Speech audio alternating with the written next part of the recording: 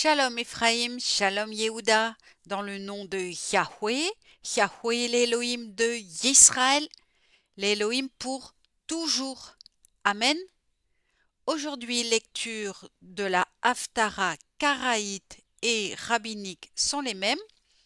Donc, nous allons lire dans Oshéa, chapitre 2, versets 1 à 22.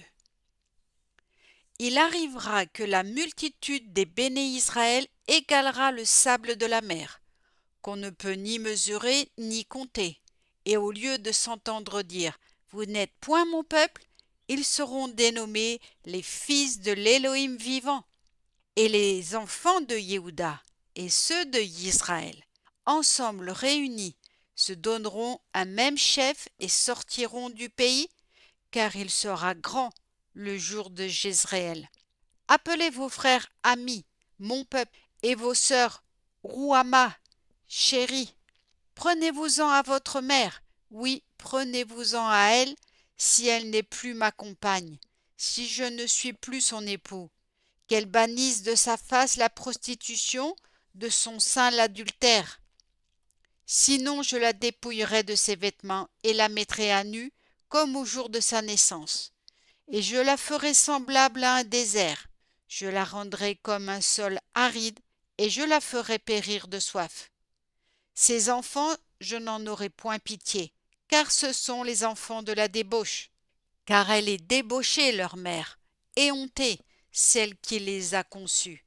Car elle a dit, je m'attacherai au pas de mes amants, qui me pourvoient de pain et d'eau, de laine et de lin, d'huile et de liqueur. Eh bien, moi, j'embarrasserai son chemin de broussailles. J'y élèverai une clôture, et elle ne reconnaîtra plus ses sentiers. Elle courra après ses amants. Elle ne pourra les atteindre. Elle les cherchera, elle ne les trouvera point. Alors elle dira, allons, revenons à mon premier époux. J'étais jadis plus heureuse qu'aujourd'hui. Elle ne le savait donc pas que c'est moi qui lui donnais le blé et le vin et l'huile, qui lui prodiguait cet argent et cet or, dont on se servait en l'honneur de Béaël. Aussi reprendrai-je mon blé en son temps, et mon vin en sa saison. Aussi lui arracherai-je ma laine et mon lin, qui recouvraient sa nudité. Et ainsi j'étalerai son infamie au regard de ses amants, et nul ne la sauvera de mon pouvoir. Je mettrai fin à toutes ses joies, à ses fêtes, ses néoménies, ses shabbats, à toutes ses solennités. Je dévasterai ses vignes et ses figuiers. Gage d'amour, disait-elle, que m'ont donné mes adorateurs, et j'en ferai un bois que ravagera la bête sauvage.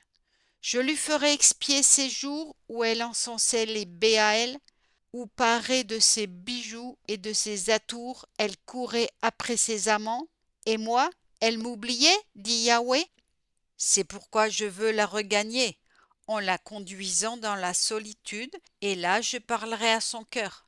Là je lui rendrai ses vignobles, et la vallée du malheur deviendra comme la porte de l'espérance. Elle y entonnera des chants, comme au jour de sa jeunesse, comme au temps où elle sortit du pays d'Égypte. À cette époque, dit Yahweh, tu m'appelleras mon époux, tu ne m'appelleras plus mon Béaël. Je proscrirai de sa bouche ces dénominations de Béaël, leur nom sera voué à l'oubli. À cette époque, je ferai un pacte en leur faveur avec les animaux des champs, avec les oiseaux du ciel et les reptiles de la terre.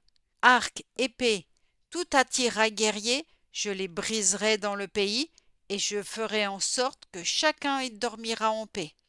Alors je te fiancerai à moi pour l'éternité. Tu seras ma fiancée par la droiture et la justice, par la tendresse et la bienveillance, ma fiancée en toute loyauté, et alors tu connaîtras Yahweh. Amen. Alléluia.